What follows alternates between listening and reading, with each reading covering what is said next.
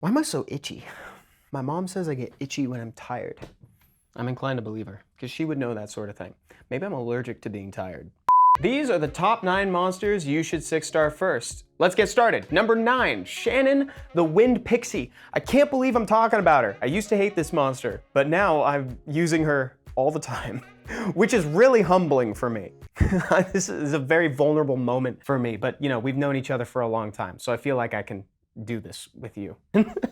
Also, this is specifically Second Awakened Shannon.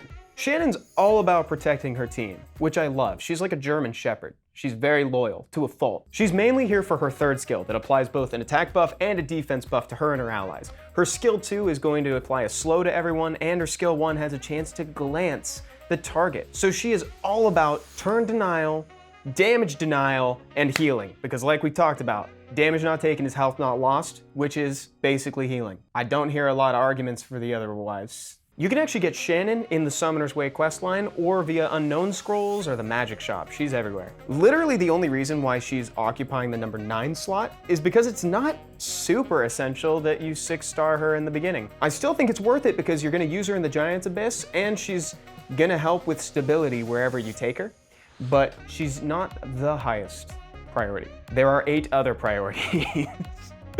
Speaking of 8, it's Beladion, the Light Inugami. If you had asked me to make this video even 2 months ago, Beladion probably wouldn't have been on it. Sorry, Bella. You're still a really good dog.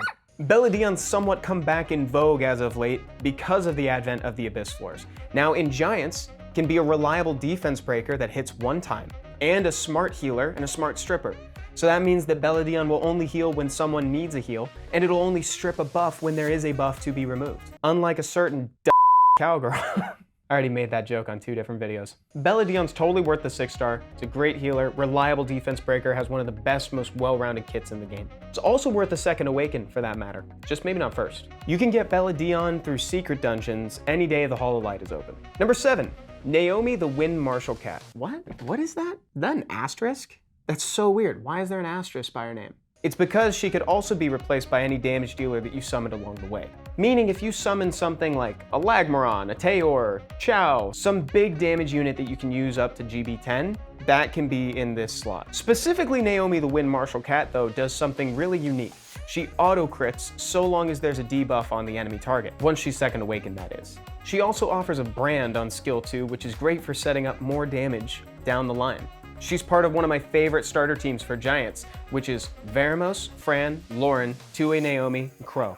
You can also use her in a lot of other areas in the game, which is predominantly how I'm structuring this list. You can bring her anywhere you need big wind damage. Number 6 is Spectra the Fire Griffin, who's gotten tons of attention as of late after 8.0 dropped. Spectra offers a really funny hybrid of AoE crowd control and big damage. Did you hear that capital B? Big damage.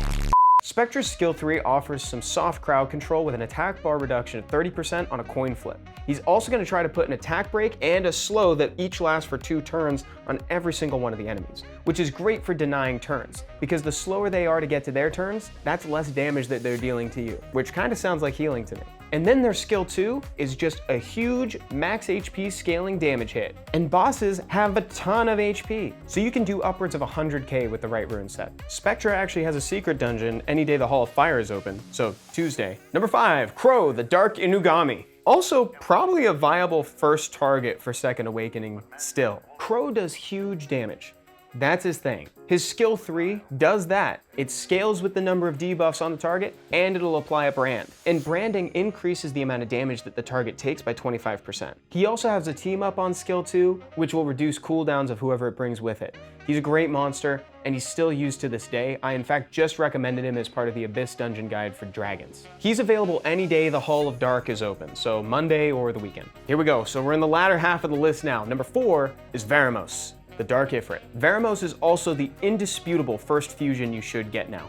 Before, it used to be an argument between him and Sigmaris, the Water Phoenix, but now it is pretty much just Veramos. Veramos has max HP scaling AoE damage on skill 2, and it also offers a stun, and if it doesn't stun, then you'll get an attack bar reduction. And his passive will auto-cleanse a debuff off every single member of your team automatically at the start of his turn. And then he'll also gain attack bar equal to the number of debuffs that are remaining. So it's possible to cycle a couple turns in a row with him. Not very common in PvE situations, but if you do ever bring him into PvP, you can usually do it up against things like a Nephthys or a Rika. He's also got a 33% HP lead, which is great for giants. And the only reason he's not closer to number 1 on this list is because you're gonna need to 6-star some monsters to get to him, presumably. But if you can prioritize 6-starring him, you probably should. He's super worth it. He's also really helpful in places like Trial of Ascension, where crowd control is king. Number 3, Vertihal, the Fire Vampire. Vert is available via the Fusion Hexagram now, and he offers something very unique. It's a whole team attack bar increase by 20% every single time he crits, and both of his attacks hit twice. So that means every time he moves, presuming you have a 100% crit rate, he's going to boost your whole team by 40%. That's crazy. He's absolutely essential for dragons.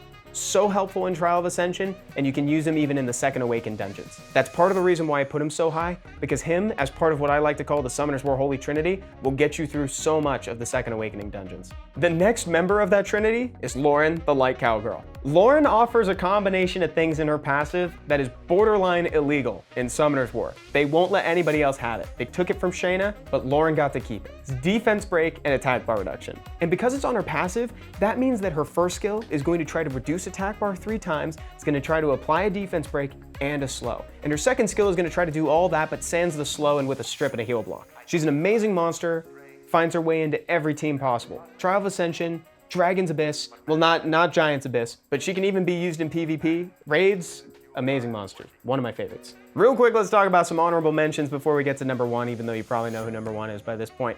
First honorable mention, it's Tyrone, the Water Sylph. God, he'd be first, but he's not farmable. He's so good. Next is Lapis, the Water Magic Knight. The Summoner's Way questline literally tells you to 6-star max level her, so she doesn't get a number in this list because you should already do it. Fight me. Raok, the Fire Inugami. I love this monster. He's so helpful in Trial of Ascension, and his second skill will reduce the cooldown times of everybody that he brings with him. But he's not really a part of any teams that you're gonna need at the start of the game, so he's kind of an outlier on this list. Number 1 is Fran, the Light Fairy Queen. Some things never change. You can use her in dungeons all the way up to Giant's Abyss. Just be careful when you eventually do bring her into Abyss floors, because she can make it a little unstable because she hits 3 times on skill 1. She's great for places like TOA, she can be used in PvP, you can take her anywhere. Still an amazing monster, and they just hand her to you on a silver platter in the Summoner's Way questline. So there we go, that's the top 9 monsters you should 6-star first. If your list looks different than mine, let me know what it is in a comment down below, and I'll see y'all next time.